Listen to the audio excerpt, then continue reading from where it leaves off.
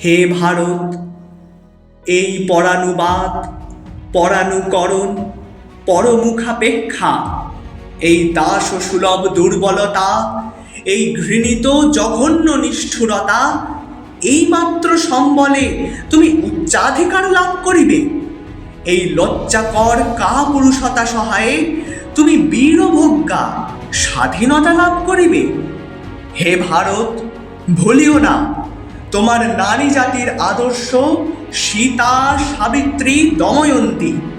ভুলিও না তোমার উপাস্য উমানাথ, সর্বত্যাগী শঙ্কর।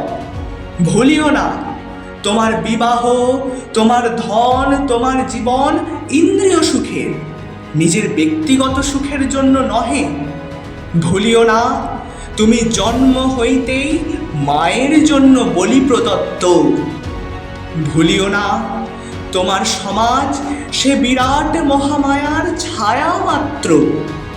ভুলিও না নিজ জাতি, মূর্খ, দরিদ্র, অজ্ঞ, মুচি, ম্যাথর তোমার রক্ত, তোমার ভাই। হে বীর, সাহস অবলম্বন করো, সদর্পে বলো আমি ভারতবাসী, ভারতবাসী আমার ভাই।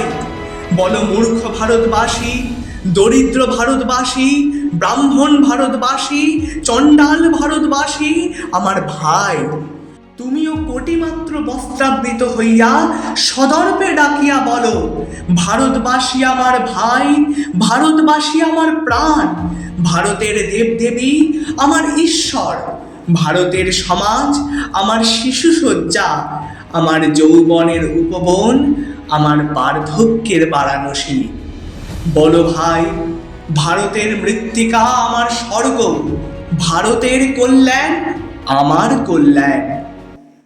আর বলো দিন রাত, হে গৌরীনাথ, হে জগদম্বে, আমায় মনুষ্যত্ব দাও। মা, আমার দুর্বলতা, কাপুরুষতা দূর করো, আমায় মানুষ করো। स्वामी ने तापहारी